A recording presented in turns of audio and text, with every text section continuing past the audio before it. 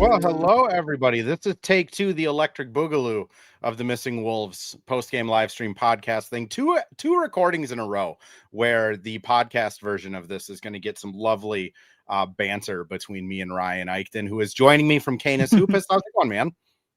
Good. I think you're just click farming. You're trying to get people to tune in live, go to YouTube, tune in the podcast so they don't miss out. Like, I see what you're doing. You're all right. I mean, that truly is what it is. Like, if everyone that's listening to this on X could just go to YouTube and subscribe, that would be dope for yours truly's media career. But click farming tonight.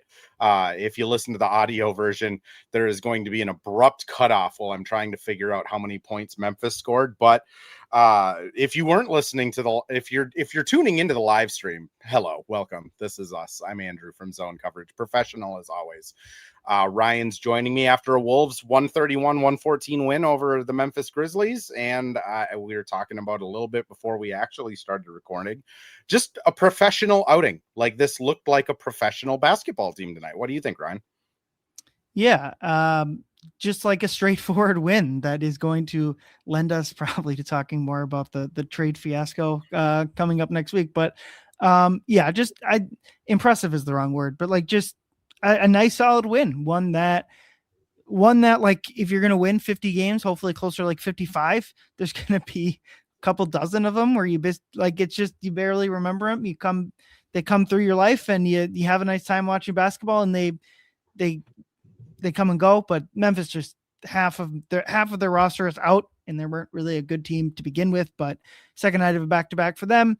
Wolves, they just had no one to guard Randall, who was awesome. They had no one to guard Ant, who was even more awesome. One stat, as I'm looking at Ant a little bit, we talk about ethical hoops, right? Like, thinking back to the last game against, it was a fairly unethical outing from Ant in that sort of way. I thought he had a lot of those, and we don't need to like to have a broader officiating talk, right? But like 14 of 16 from the line, a lot of them were like he was going for him. But a solid outing from him as well.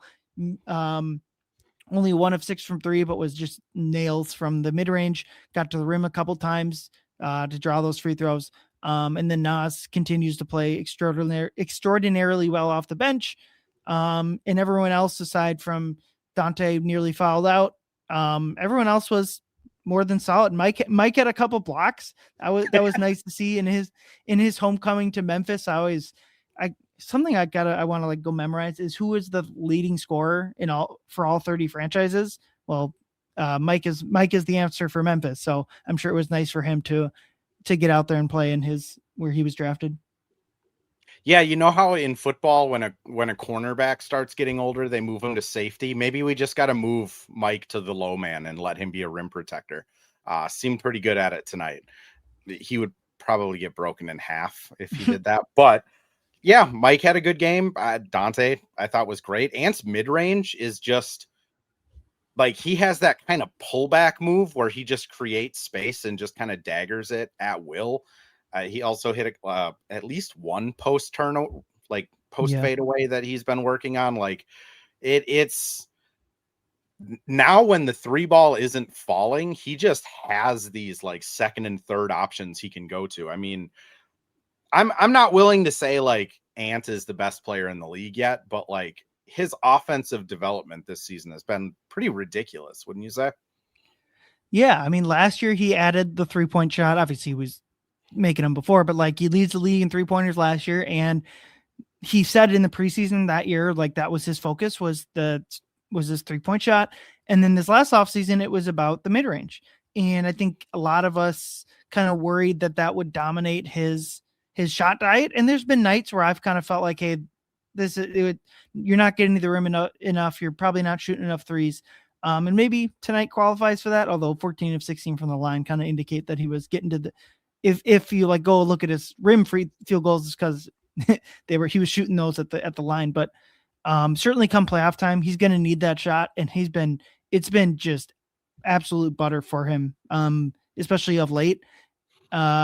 In that, like, he had one in this game where he tried to shoot it off the backboard, which is like what was his old move a couple of years ago, and it was just like nowhere close. It's like, just stick to stick to the just shooting it right at the rim. But yeah, he's been just incredible from the mid range, and it's getting to the point where it's just like, I don't know what you do to guard him. And I guess with this current Wolves roster, the answer is you don't, and you try to send two to the ball. Memphis wasn't really doing that. They were doing that plenty, but it wasn't as hard as like a lot of other teams do. And the key for the Wolves, obviously, it's just like the first key is like, how good can Anthony Edwards be? And past this 4-game winning streak has been all thumbs up on that. But like a bigger picture, it's like the next question is like, how good can when the Wolves bring, or when the opposing defense brings two to the ball, how good can everyone else be around him?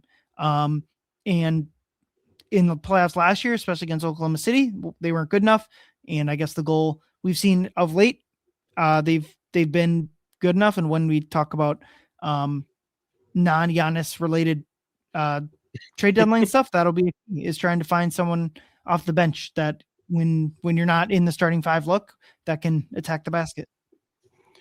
Yeah, it's been interesting how he handles those double teams now too, because like his handle just seems, and again, like Ant comes back from the summer and he kind of brags about what he's worked on. Like, yeah, I worked on dribbling, I worked on the mid range, want to get better at the rim again.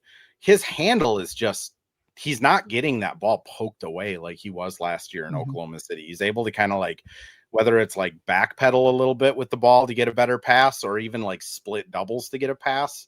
I think he is to that point, to your credit. Like, he's unguardable. I mean, a 40% 3-point shooter that is above average at the mid range, above average at the rim. He can get free throws. He's a ridiculous athlete. His passing has gotten significantly better. It is interesting watching this Memphis game though, because I agree with you. They didn't send two at the ball as much as Oklahoma City did, or as much as like Houston and San Antonio when we watched those games, about a week and a half ago. Like, Memphis really did try to just like one-on-one guard him with their best guy out there. A lot of times it was like Jalen Wells, and Ant just torched him. Like it might be to the point now where it's just, you just can't single coverage Ant.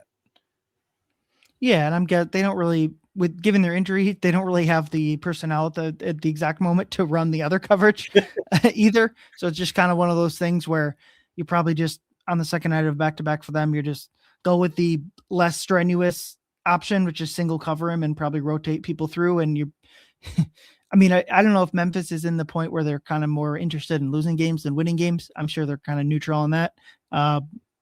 They're probably more interested in just playing their guys. And if you win, you win. If you lose, you lose. So be it. But like, there's games earlier. Well, 12 months ago, Ant was in a completely different spot with all of this. I remember the biggest one was, there was a game at Memphis where he was really poor down the stretch, but it was a home game against Boston where he was just like totally befuddled by what other teams were doing.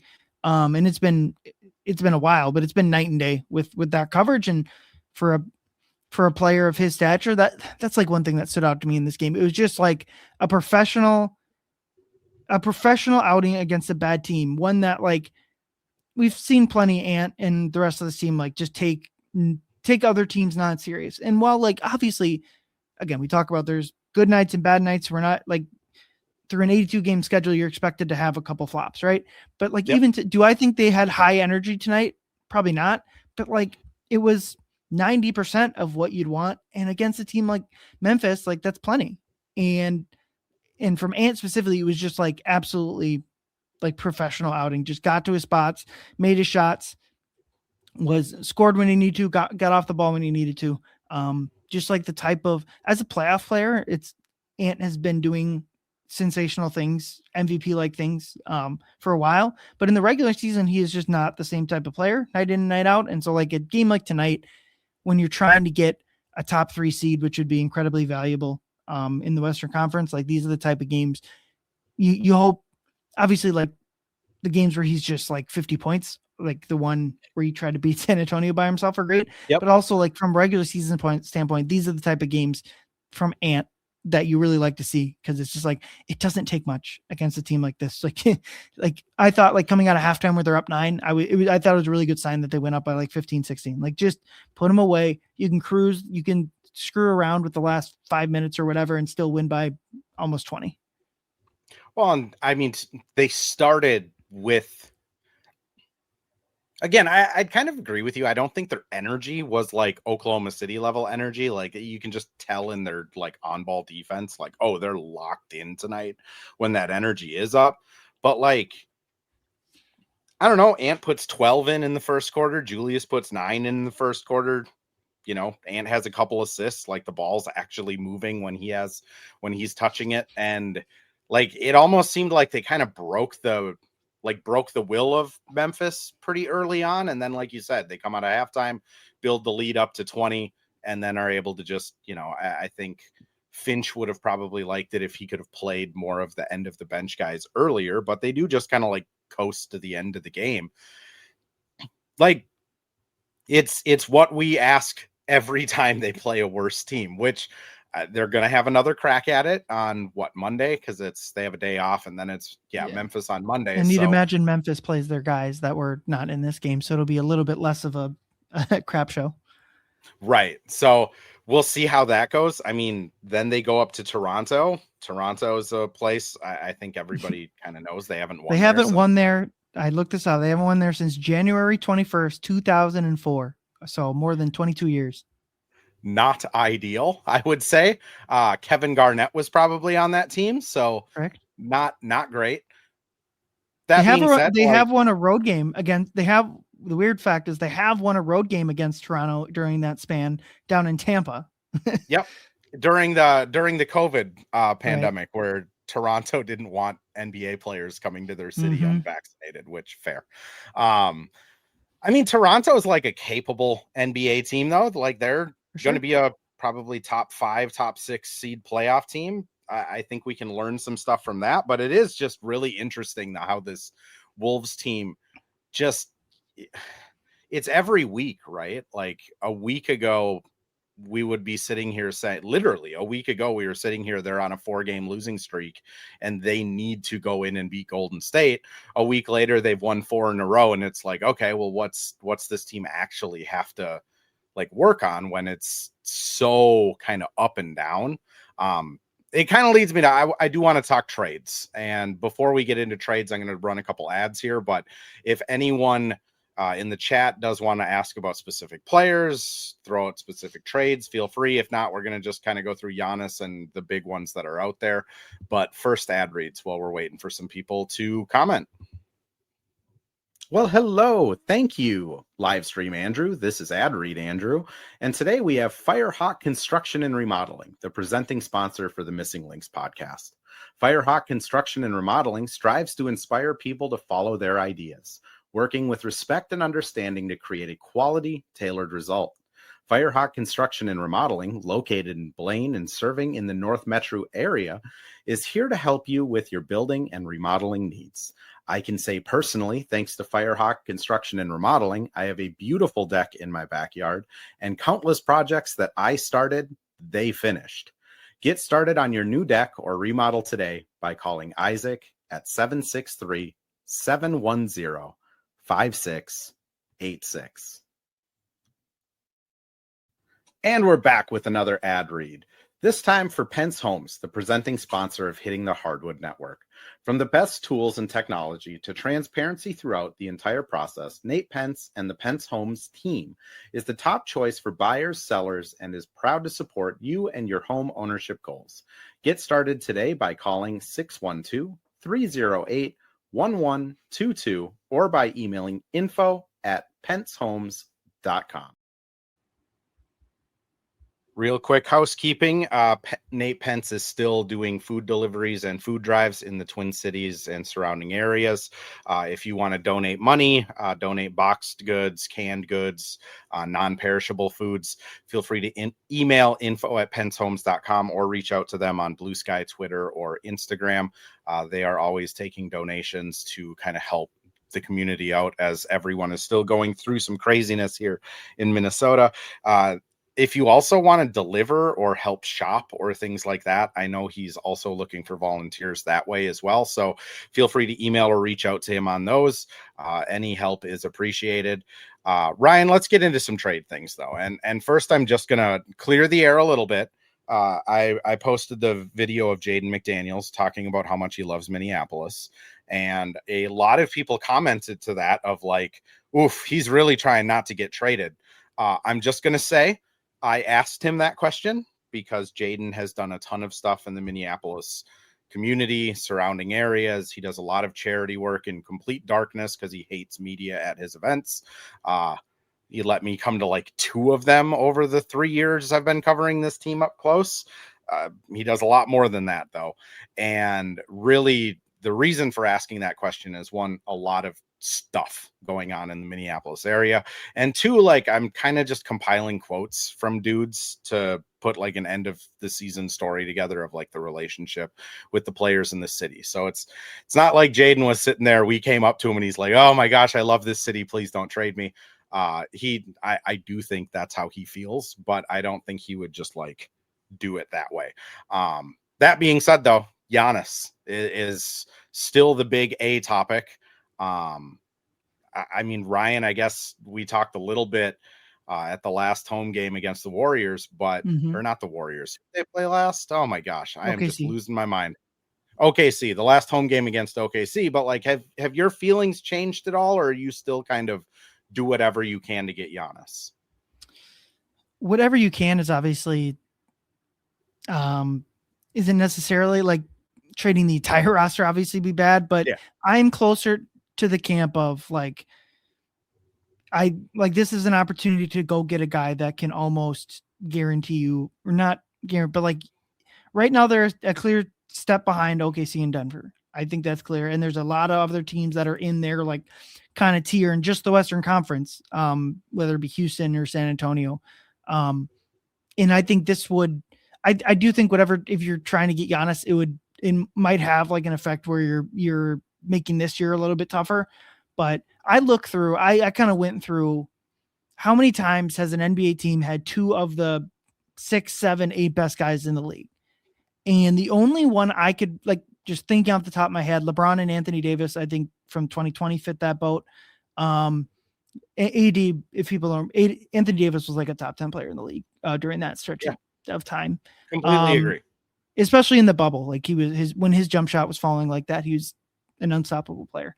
KD and Steph in Golden State. I miss LeBron and Wade in Miami. Certainly Shaq and Kobe, like Magic and Kareem. I'm probably missing other, but like when you have 2 of the, like you just win titles. The only one that didn't would be like Durant and Westbrook. Free agency got in the way of that. And so if you're trading for Giannis, you're probably signing him to an extension where you're going to have him and Ant on the books for the next 5-6 years. But to get down to the nitty gritty of it, I mean, basically it seems like, and we'll get more reporting from people that are more connected than you and I about what the package would look like if indeed the Wolves are real players and not just like whatever they're listening to offers or whatever the heck. But it seems like Jaden McDaniels and Julius Randle would be like would automatically be in there. You're just not getting Giannis without him. And then it's probably going to have to be you'd probably throw Rob in there because like why not? But like I think you're also going to have to the vending machine refill of Gatorade. I mean, he trade him to Milwaukee. Why not? Like he doesn't have negative value on it on a rookie deal. But you're also looking at trading Nas. I think you're not going to gather enough picks by trading. I think the reason why Jaden needs to be in the deal is less because of his $24 million contract. It's more because that is like the Wolves blue chip in terms of picks. I think you could get multiple picks. If you're trading them to say Portland, that makes the most sense. You're getting back 2 of Milwaukee's picks plus probably another first, or I don't know. That's like the main trip. So you're rerouting those picks to Milwaukee. Julius is probably the same thing. Wouldn't end up in Milwaukee. He's going to a different team. You're getting picks from a different team. Maybe they'd be interested in Nas, but like it'd be very, very complicated. But like, if the only players going out are Julius, Jaden, Nas, and Rob, and you're keeping Gobert, you're keeping Berenger, Giannis is the type of player I think you do that for. And there are fair pushbacks, absolutely fair pushbacks. you're gutting your team. It'd probably require in the offseason trading Rudy Gobert to try to get a couple extra players. You're probably taking back a player or two. So you'd probably get Drew Holiday, I'd imagine, from Portland in this type of trade. Help a lot. Maybe you're getting Kuzma from Milwaukee. I'd have to really dig down to the numbers of the salary cap. Obviously Kuzma is it wouldn't really move me obviously there. And then maybe at the deadline as well, you're trading Mike if you'd be in a lot more of, or maybe you'd want to keep Mike because you're trading a lot of pieces. I get it. I just think Giannis is so good that you have to really, really, really think about it. And the other fair pushback would be like, you are trading two of Ant's buddies. Ant's really good friends in Julius Randle, in Naz Reid and Jaden McDaniels. I understand this is easier said than accomplished, but Giannis might be good enough where you just kind of tell him, hey man, you gotta it's a business. It's a business as much as Ant knows that. So, but if Ant is something that if Ant doesn't want to do that, then you're probably not going to do it either. But Giannis is an MVP. Ant would be the second best player on this team. I know that's wild to think of, but he would. Giannis is that good. I think it would make this team better in the short term, maybe not the immediate short term, but next season, the year after, the Wolves would ascend into damn near title favorites. And I get if fans are just hey, maybe it does make him better, but I enjoy these guys. I know I felt that way with Cat, a trade that has for sure worked out for the Wolves, but also especially as we watch what's happening in our city with ice and all of that, I damn sure would still love to have Cat on this team for that same reason. So I get if fans are pushing back against that, as it seems like they are in the chat of hey, no, these are my buddies. I want to write it out with the guys I've fallen in love with or whatever. I get that.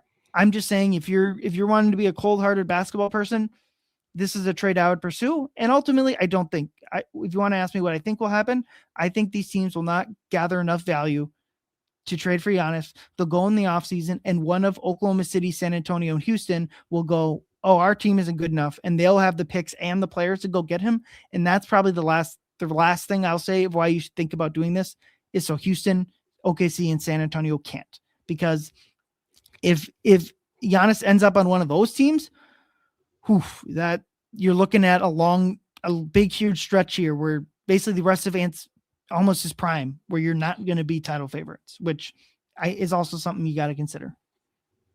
Yeah.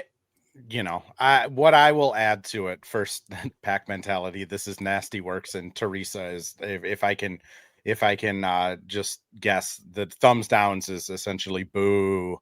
I mean, I agree with you, and Phil Mackey and I talked about it after the Thunder game of just if this Wolves team is, hey, our window is now and we can get Giannis and 2 out of the top, I would even go further. I'd say 2 out of the top 6. My top 6 players right now in order are Jokic, Shea, Giannis, Luka, Tatum still, because when Tatum comes back, I think that guy's going to be a flamethrower again, and then Ant. So you have 2 of the top 6 players that just inherently it's going to give you a chance every year for the rest of Giannis's career. I think that's, like you said, the kind of cold-hearted basketball side of it is if Tim Connolly's looking at this, we want to win a ring, we want to kick this into overdrive, that's the trade. My pushback to Phil that I brought up is I think it was actually pack mentality. Brought it up in the chat last time of the power of friendship that this team has, where Ant, Jaden, and Naz are actually real life friends. They have this chemistry with Rudy now where we're seeing Jaden throw him lobs and Ant at least pretend not to see Rudy in the lane this last game. And then Julius has been an all NBA caliber player. So right now you're looking at a team that's built well enough, pretty connected from a chemistry standpoint, and kind of knows how to win games. I don't know what the answer is. I'll say my last off season when they were talking about trading Julius for Kevin Durant, or they were talking about doing these different deals, I was kind of like, I'd rather just see this through and just see what it looks like. And let's keep things together. Right. And then that's kind of my ultimately my vibe right now is I just want to see what this end of the season looks like. Does Jaden continue to kind of grow into this new role? Does Julius perform better in the playoffs? Like, what happens? And ultimately, I don't think Giannis is going to go at the deadline. Like, from Milwaukee's standpoint, the amount of picks, the amount of players, the amount of like wiggle room they'll have in the offseason to trade him, like Giannis would have to like really make it untenable for them to feel they have to move him right now. I mean, the last thing I would just add is like, I'm not so sure you would have to trade Jaden and Nas if Julius can get like a blue chip back. Like I've floated out on X of like Julius goes to Atlanta and like Risha Shea goes to Milwaukee. Like if they're still high on him, Julius goes to, name another team, and like a 2-year ago lottery pick goes back with Rob, with one of Nas or Jaden, and kind of gives them like this new core. But that's like a big if, because, that's relying on a third team feeling that Julius has so much value that they're willing to just completely punt on a young player, which is tough. Pack Mentality and Teresa both mentioned the injury issue with Giannis. I would say that was when we were all sitting up there watching the Thunder games, that was kind of my pushback of like, I'm not a big fan of like the dude's low back, calf, ankle, and foot injuries. I think, Ryan, when we were watching the Thunder game, you brought up a good point of like Giannis has played 60 games every year of his career and like is not 30 yet, or just turned 30, 31. So if they sign him to a 5-year deal, you're getting him at 36. Like that 36-year-old Giannis is still probably incredible, I would assume, unless like the injuries really take him off. Wouldn't you say? Yeah, I mean, with any 30-plus-year player, you're not going to get 70-plus games, or at least that shouldn't be the expectation. I think your point, if you're able to keep Nas, I think like I would do this 10,000 times out of 10,000. I think that alleviates like your Anthony. Obviously, Ant would be, I don't know what word you'd like. He'd be disappointed to see Jaden go. But if it's just Jaden, I think like at that point you really can be like, hey man, that's just what this is. Like, but if it's Jaden and Nas, I would understand like maybe like that'd be a little bit tougher on him. But if you're able to keep Nas, I think Nas would just play extremely well with a team centered around Ant and Giannis. I think Nas as like your starting, who knows who's the center, like played Nas and Giannis as your 4 and 5. Maybe Nas is technically the center. Who the hell cares at that point? It doesn't. It's kind of like with who's the point guard, Ant or Dante. It's Ant. It doesn't matter. Obviously you'd really need a wing player. Without Jaden, you're kind of just out of wing players. You'd probably, I think at that point, maybe you're really looking at Mike, like let's trade Mike for a solid starting wing caliber player. If you're able to trade, like get off that or maybe Rudy, maybe a team would really covet Rudy and you'd look at also trading Rudy. But now I'm talking about trading like 3/5 of the starting rotation and you're throwing a lot into upheaval there. But if you're historically has not gone well. If you're able to keep Nas, which I'm kind of dubious that if you want him at the deadline, like it feels like that's like it's going to hurt. Trading for Giannis is going to hurt. I think if you're keeping Nas, you're probably sending out, if you can convince a team or just the Bucks on Berenger. I think Berenger would be another player. My only worry would Clark too. Like, there's enough I don't think so. I think you'd probably be able to keep Clark. Maybe you could convince a team on Terrence Shannon or something like that. But sure. Yeah. If you're getting proper value for Berenger, as in like whatever, like like what I think a lot of us think, Hunter just traded to the Kings, so that would have been a theoretical for Schroeder and Keon Ellis, which Keon Ellis has been my guy that I've been kind of like, he's there with guy from Philadelphia whose name I'm blanking on, but Keon Ellis is a guy I was like, yeah, you'd be really good on the Wolves. But continue your thought, Ryan. the Wolves weren't going to trade as good a piece as Hunter to get him though. Yeah. I think if you're able to get proper value for Berenger, which is like what we think he can be, and that's able to, if you're able to keep Nas because you let go of Berenger, I think that would make a lot of sense. It sucked for the French kid to kind of get passed around, unfortunately. But yeah, I'm more in the camp of kind of do what you can to get Giannis, but I also agree with you that I would guess it won't happen. And if it gets to the offseason, I just think there's going to be teams that are going to be able to outbid the Wolves. If Giannis is on the Wolves next Saturday or a week from this Thursday, excuse me, if that happens, I think what it will be is that Giannis basically pushes for it, either to be on the Wolves specifically, or just to get traded by the deadline, and gives a list of teams, which it appears like the Wolves would be on.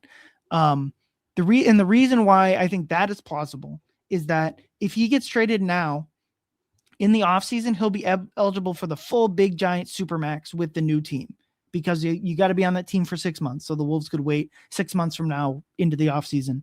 They could do that. But if not, if he's traded in the offseason, the new team will not be able to give him the big fat extension. It'll be a lesser extension, which I'm not good enough with the cap, but I know it'd be tens of millions of dollars he'd be missing out on. So I think that'd be the one. If you do see it, it'll be Giannis pushing to get traded and probably saying, I'm only going to sign an extension with like 2 teams or 3 teams. And it's gonna be like only with the Knicks and the Wolves. And then the bidding war would come down to the Wolves and the Knicks, and the Wolves might lose that, to be honest, not because just because I think the Knicks would end up being more desperate than the Wolves, which we've kind of broken down why that would be the case. The Knicks would probably have to trade all 3 of Mikal Bridges, OG Anunoby, and Cat. Maybe not Cat. I don't know. Cat's contract is kind of bad, and it's a good example of why the Wolves is not off it. For what he's putting up this year. If the Knicks trade for Giannis and Cat is in the deal, maybe they win the Cat trade then. Like that's like, oh, you win. I mean, a lot of people in the chat are just bringing up, like, I cannot wait for the deadline to be over. It's stressful. This is too much. I don't like gutting the team. Facts, I'd agree with this. I'd rather get a bench player more than Giannis, Nat says. Like, I think Giannis, I think if it comes down to Giannis is pushing his way out, and it is like Miami, Minnesota, and the Knicks. Like, Miami doesn't have anything to trade, man. They're right, but Giannis wants to go to Miami. Like that's been like. But the Bucks are gonna say screw you then. Like they just. Oh, absolutely. You're not getting Giannis. Tyler Hero. For Tyler Hero. You're not getting Tyler Hero. You tried to do that with Dame. You didn't get him. Like, I'm sorry, and it applies to Golden State too. Sorry, you don't get Jimmy. You don't get to get Giannis for Jonathan Kuminga, who you're not playing, and Jimmy Butler with only a single ACL. Like you don't. I get that you have picks, but like, and to be honest, there's probably like a Bucks podcast that's doing the same thing to us and the Knicks. So it's totally fair. Yeah. Like you're not getting Giannis for whatever poo-poo platter us and the Knicks are throwing out there too. And I get that, but it's like, that's just why it's going to get to the off season. So Nat says, I'm sorry, I'm being biased. I love Jaden way too much, and he has been awesome. That is ultimately where my opinion lands. And I said it to you in Sneaker Reporter at the Thunder game of like, I think Ant and Jaden are the only 2 that are untouchable. Like Jaden, I think, still has about another 30% to get better at. And I think if they're going to trade Jaden, that's Ant, we're going to trade Jaden. And then it's up to Ant to say yay or nay. Because I know there's like the Ant and Cat had a really good relationship. Like Ant and Jaden's relationship is different. Like there's this is like the only guy you're trading Jaden for. It's the only. I mean, obviously, the Lakers got Luka for a bag of chips. And speaking of one ACL, like, but like, yeah, there isn't anyone that's going to become available in the next 50. Or in the next like 5 years that you'd trade Jaden for. Like this is it. So like the minute the deadline passes, Jaden can relax. I just think if there's a deal that's about to go through and Jaden is the center, like Jaden's going to Milwaukee or Jaden's going to a different place for 3 picks. Like we have to talk to Ant about it before pulling the trigger. Whereas the Cat trade seemed like it was a more of a, let's get Cat out of here and then explain it to Ant type of thing. And I like don't if think Jaden gets Ant traded out, had a great relationship with Cat. It's not the same as like with him and Jaden and Nas. At least that's what from the outside, from what I've seen. I mean, from being in the locker room, from how they interact with each other, talk to each other, like I agree. So I do think, we're talking a lot about this trade as if it's happening. I would still say it's far more likely Giannis is just on the Bucks and it goes into the off season, and then Oklahoma City trades Jalen Williams, Kaysen Wallace, and Mitchell and 17 picks. I don't think they have to give up Giannis that many players. I don't think they have to give up that many players. Like I think it'd just be like Hartenstein and Ryan. Just their 30 picks. I mean, that's probably what's going to happen, but let's tell the Bucks we'll give him Julius and Rob. You'll get Julius and Gobert and you'll like it. Enjoy the front court. Have fun. Let's talk about more like the role players, just to catch up on a couple other like random chats that I saw come through here though. Someone asked, why did Dante only get 17 minutes? Foul trouble, and they just didn't need him is kind of Clark was playing good enough. Iceberg says Ant gets a superstar whistle for once in his life, and dude on the right brings up unethical hoops. Dude on the right. I should change my like Twitter profile to dude on the right. Just dude on the right. Although I don't like the political implications of that, so never mind. Scratch that. Yeah, I don't know. You might get a different following on Twitter if you do that one. And Blue Sky, you might just get banned. Ann is the one person on the court who can make Jaden get Jaden going, get him believing in himself. All of the Jaden needs to believe in himself stuff. Yeah, like Ant is the guy that can hype Jaden up kind of at will, it seems like. So Keon Ellis moved.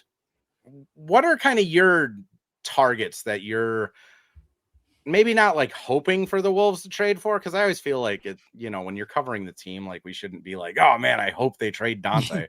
But like, who are the guys that you think could make like the biggest impact if they were to get moved to Minnesota? Yeah, I instead of talking about like specific players, I like to talk about it like in terms of salary of like the type of guy you can get. So there's like 3 types of salary, and we've talked about the first one, which is Giannis, and it's really the only type of player where I think they trade any of their top 6 guys, right? Like there isn't anyone available that you're trading any of the 5 starters or not. So the next level is, are you willing to part with Mike Conley?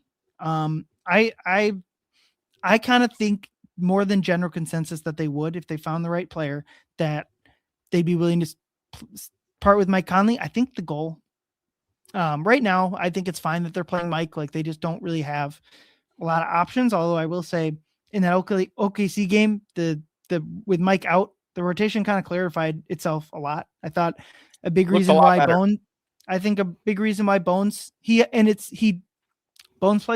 plays well with Ant is out, and so I think this applies here too. When Mike is out, Bones is his rotation, his role clarifies itself a little bit more. Although Bones is, I don't think your 8th man. I don't think Bones would play much in the playoffs, but that's the same with Mike Conley. But if you're willing to trade Mike, and I think it's not that real quick. Can I just to interrupt you really quick? Are your postseason rotation, I'll be honest, I think their plan is Mike is not playing in the postseason. Like I think if Mike is playing more than 4 minutes a game, like this has gone awry. But is it starting 5 Nas and that's kind of it? Is that where you're kind of sitting for postseason as well? I think it'll be 6.5. It'll be if they feel like they have a right matchup with Bones in that half. If they feel like Jalen Clark has a matchup with the Bones, or with the for that half a rotation spot. I bet if Shannon comes back healthy, they'll probably try him out in the regular season just to see if he can kind of give you a little bit of that.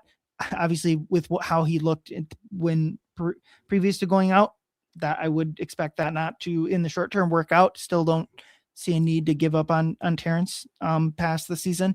Berenger maybe just like these are like it'll be a 6-man rotation, and it'll be like a half of just like, who in this matchup can we find? We saw, I think like a good example of this was like they did against Oklahoma City. They just didn't play Berenger, which I thought was fine. But like tonight they played him against Memphis. It's a matchup thing. But yeah, I think it's gonna be like 6.5, and Nas's minutes will just get yanked up to like 30 plus, which is also kind of reason you probably want to start trying to sprinkle him in next to like the other two bigs, but the Wolves seem unwilling to do that. So continue with your previous thought of just like where they would target salary wise and position wise. Yeah. So if they're willing to trade Mike Conley, which again, I don't know. Here's what I would say is that you need to have, it's not that you can't trade Mike or like it's still business. Like you are more than welcome. You are more than able to trade a player that is on your roster. But you can't just send him to Siberia. It's just a bad look. So I think you need to work with the team that you're sending. If you decide to trade Mike, or if you find a player that's worth it, basically a player in the general salary range of like, 17 to $10 million, you're going to have to use Mike's contract. You either need to make sure that like he's going to a team that he wants to be at, or that he's going to get bought out by that team so he can go sign with, say, Denver, or Memphis. If he wants to go that route, I would kind of assume he'd more go like the Denver route of trying to play a bit role on a title contending team. So you have to do right by Mike, and that doesn't mean you can't trade him, but it means that like it's just important to like when you're trying to recruit guys like that, Mike Conley, like the best guy in the league or whatever, doesn't go back and be like, hey, they bleeped me over. They totally like ended my career how I didn't want. Like, so you just gotta, and I think they'd not have a problem with that, but it'd be about trying to find the right type of player in that range. And then the next guy is Rob Dillingham at $6.5 million. If you're looking to get up to like $8 million salary, you could do it by just attaching any one of, like, if Joe Ingles is willing to kind of be bought out and end his career, he could attach his salary. Or if you're kind of willing to give up on Leonard Miller's team option next year, you could attach his salary as well. Wouldn't have a problem getting up also to convert Juzang to a full contract and throw his salary in there. So like there's different things that they're going to be able to do to make money work. But what I in that range, what I've kind of heard, and this makes sense, is I don't think they want to trade Rob for just an expiring contract, basically only converting his value into someone that is only giving you value this year. I think they want to trade someone that you can get, someone that will give you value, obviously, at the end of this year, but you have them under contract next year where you can either trade them, retain them, all that sort of fun stuff. Like the guys in Chicago are going to be a name there. Jose Alvarado, that doesn't really move me much. You just need one more player. Like their current roster, I think you need a seventh guy in the rotation, and it probably I don't know whether it's a wing or a guard. I think that's what you kind of got to target. Like the Chicago's got a couple guys, Kobe White, and now Trey Jones is hurt. That probably ends that a little bit, but Kobe White would make sense. I believe Kobe White's contract would require Mike going out, but would also be a player that would give you solid value and be, I believe, under contract past next season.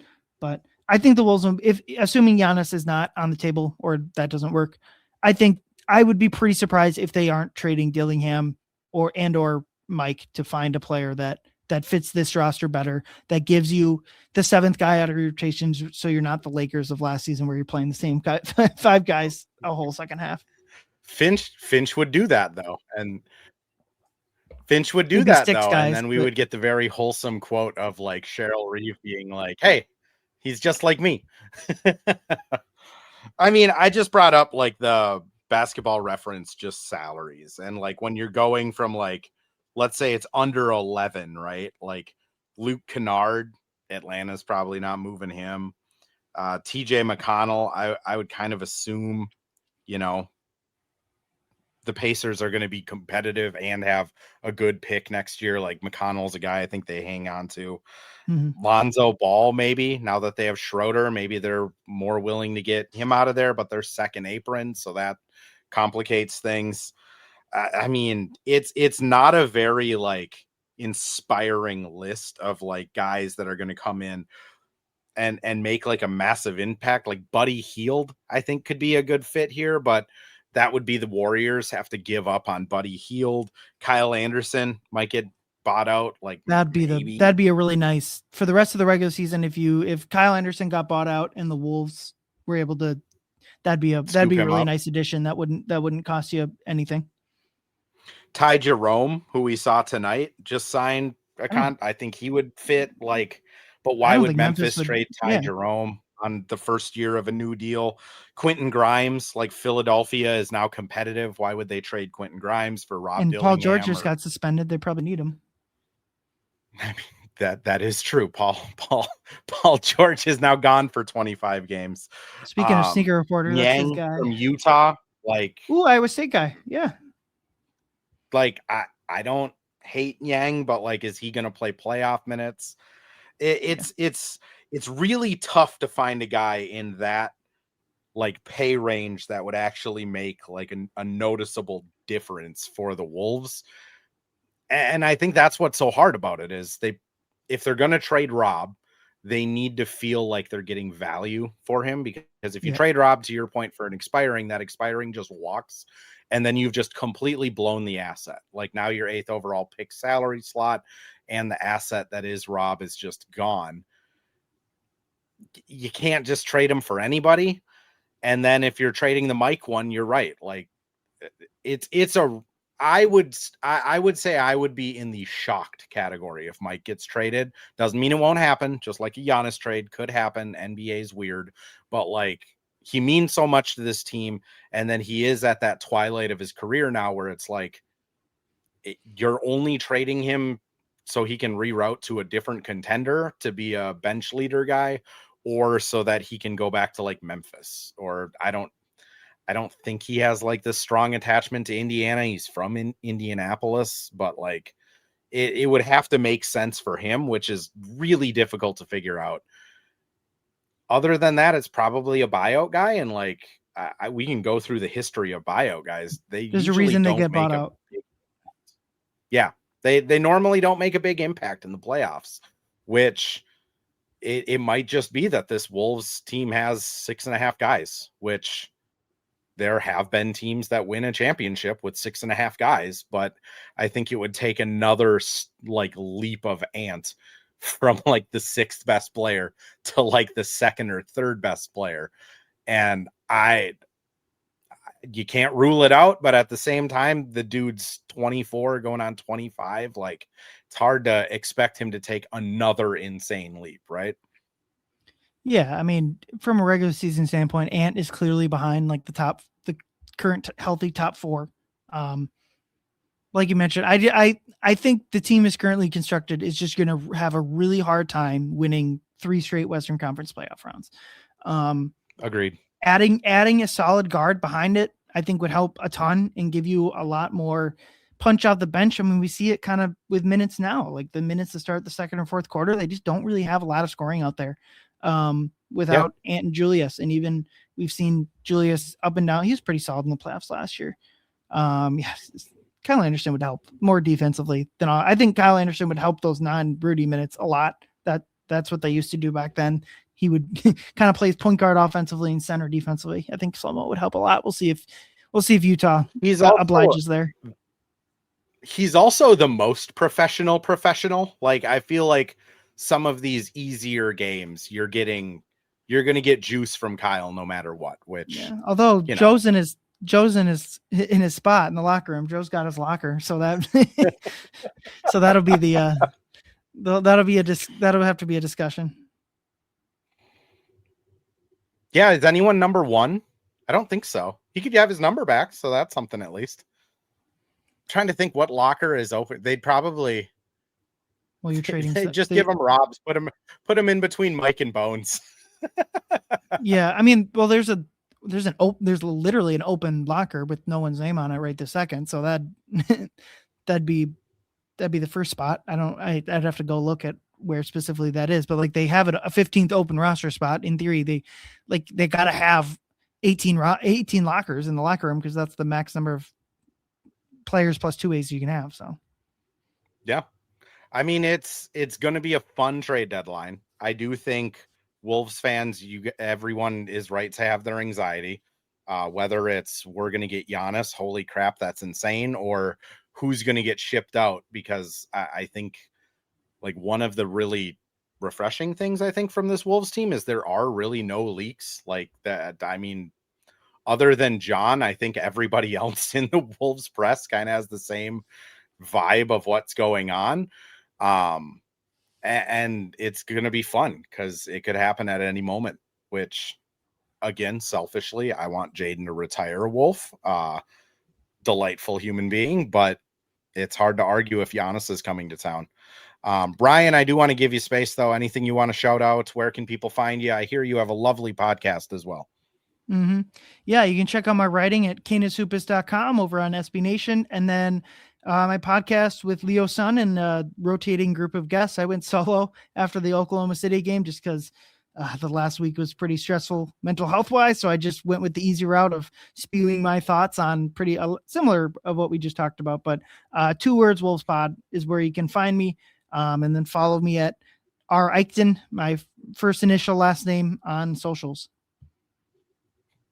Awesome, Ryan. I appreciate you coming on. We'll be back on Monday with Matt from the Daily Wolves. And I mean, it's starting to come to crunch time where if the Wolves are going to do what they do historically, they put themselves all the way up against the wall and then they rattle off 12 wins and make us all kind of look dumb for doubting them. But that's probably on the horizon. Ryan, I appreciate you again. Everyone who is tuning in, this pod does get released the following day at 7 a.m.